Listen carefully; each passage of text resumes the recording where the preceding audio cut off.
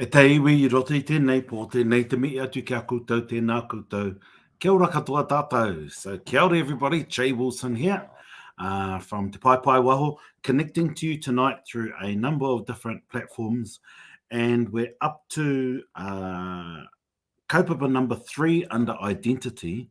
And tonight's kaupapa is reo trauma. The trauma associated with your own journey about on Te Reo Māori or about Te Reo Māori. But before we get into that, just want to acknowledge that I got a massive amount of feedback from last week on the session on marae trauma. And I was just surprised at how many people from all different walks of life have spoken to me about it, talked to me in person about it, sent messages, and just want to meet to everybody. And just one point that let's remember, we should be brave enough to have the conversation around how do we hold events to heal that trauma. And it doesn't need to be a hui, we're going to have a trauma healing hui, but how do we attend positive events that can help us heal the trauma? So tērā. And also want to acknowledge that it's a big week this week. It's Koroneihana week. And mindful that yesterday was the rā wairua tō tātou ariki nui te atairangi kāu. Yesterday is marking the passing of Te Atairangi Kauhau, the Māori Queen, and the current King's mother. And remember that night clearly. But just want to acknowledge that. And then also things kick off on Thursday with Tainui, Friday with the rest of us from the motu, Saturday some kaupapa happening on the marae to acknowledge some education kaupapa, and then Sunday the big day. So it's going to be a big busy week here in the Waikato for us as we all get ready to turn our attention to the Koroneihana for Kingi Tūheitia po te tautu hero te tuahitu. Kāti. So let's get into the kaupapa of reo trauma. And firstly, I want to acknowledge I am a fluent speaker. There's always things I can learn, and a lot that could probably be corrected too. And I wasn't raised with the language. And the language was used as a language of exclusion. It was the language used by my elders to tell secrets. And because of the type of kid I was nosy. And so I wanted to know what those secrets were and worked out how I could teach myself. And then through secondary school, worked hard to learn. But because my elders noted that I was interested, they then started to feed me too. But I wanted to note that it wasn't an easy journey, and it didn't help that I was blonde and was called a kehu kid, and because I was a urukehu, so I was blonde. So kehu means to be blonde and fair, and so I was called pretty much the Pākehā kid, and I was the kid who was growled for saying wanga nui instead of wanganui when we were doing our action songs and all of those types of things. And who's saying wanga nui? Me, auntie, it's me. And, that was my journey in the midgets growing up for the huiaranga. I'd be saying things like that. And I'm really mindful that some of my behavior, like when I got sick of the marae, I hate this place, te o paru. I would say things of what the society actually was talking about and how they described us.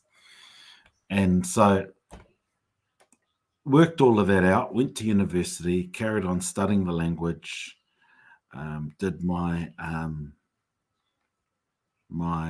translation course, might have been 99 or 2000, something like that, ages ago. And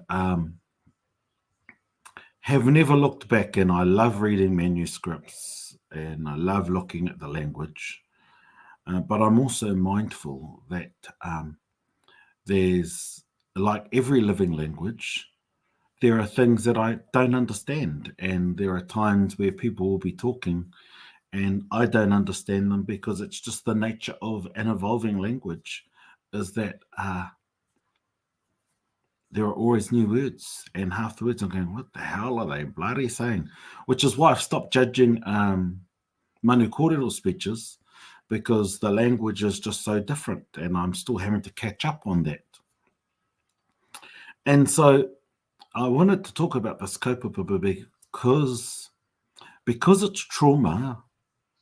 Trauma is specific to an individual and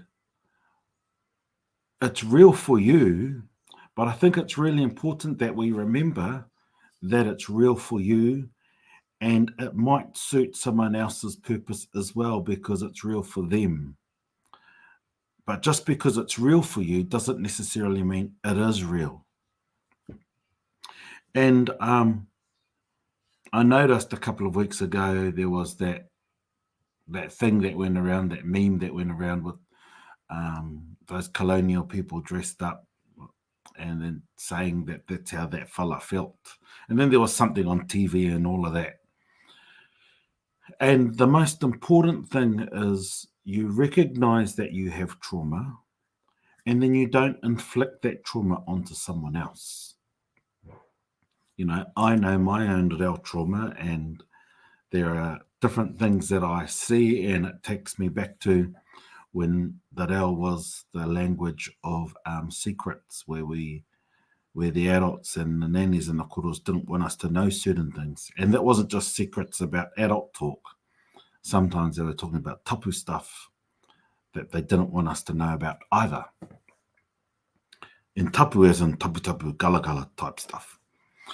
But the other thing I wanted to point out is that how do we find ways to fall in love with who we are by using the language and reclaiming the language? You know, I remember Māori Sports Awards.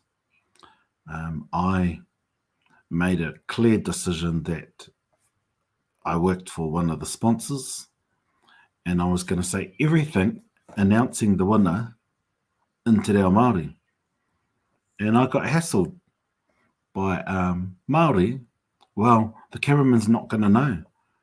And I said, I understand that, but it's then your job to tell the camera when to cue in, because this is a Māori Sports Awards and we've got to celebrate our language. Otherwise, we're not helping it grow. You know, and another thing that happened, I wrote my honours degree in international relations back in the ancient times in Te Reo Māori. And so I had to make up all these words. And I made them all up and had to have a glossary. You know, I had questions like, can you even have an intellectual conversation in that language? For bloody sake, you know. But I recognize that was that time, and it wasn't good enough then, as it isn't good enough now. But we shouldn't perpetuate our own trauma and then pass it on to others, because we've got to find ways to fall in love with who we are. And I'm pretty sure that the more we try and find positive examples to keep the cup half full rather than half empty, hopefully that can help us on our journey. I saw stuff online today where people were remembering the fact that, 35 years since the reo, and they had the kia ora from Nada Glavich, they had Hinuihi Mohi singing the national anthem and all these other things. And they are amazing moments that have been recorded in our history. And my encouragement to you all is to find your amazing moments so that you can fall in love with who you are and the language, even if there is pain. Because pain only feeds pain, so love can feed love. And the sooner we can fall in love with who we are as Māori and stop believing all of the rubbish, because it's just rubbish. All of this bad stuff, all of these bad statistics. Yes, granted, the statistics are a factor, but all of the negative stuff about us is just rubbish. And there are more positive things, but because positive things don't sell in newspapers, it's not going to get shared around. So let's find more positive moments where you might have got the word right. You might have been able to say pai pai rather than pai pai, but you were able to say pai pai. And I say this because to take ourselves out of discomfort into a place of joy, there has to be a little bit of pain. And more importantly, and my closing point is two things. We have to work hard for anything. It won't be given on a silver platter. And no matter what, people have had to work hard to get whatever they've got. And the final point is a point from a kuia from Nani Nui, Te Manua Nui Pauro. And Nani Nui said this at one of our reo wānanga at Rānana in the late 90s. And she said, as we were discussing our dialect, the Whanganui dialect, she said, ki te ngaro tō reo, kungaro o tūpuna, o maunga, o awa. Engari, ki te ako mai tō reo, ka oki mai o tūpuna, ka oki mai o maunga, ka oki mai o awa. And translated, if you lose your language, you lose your ancestors, you lose your mountains, you lose your rivers. But if you learn your language, your ancestors will return to you, your mountains will return to you, your rivers will return to you. And so I want to close off with that point of hope, that if we learn our language, our ancestors, our culture, the geographical points of identity, the joy of understanding will take us to a place that is brilliant, that is magic, and where we will fall in love with ourselves. Tēnei, ka hokaere ake ki te tāhuhu nui o rangi nui e tūnei, home you, hui e, tāi ki e. That's our trauma, number 3, identity. Signing out. Jay Wilson here. Tēnā koutou, rire hau, pai mārire. Pai mārire, pō mārire, kia ora tātou.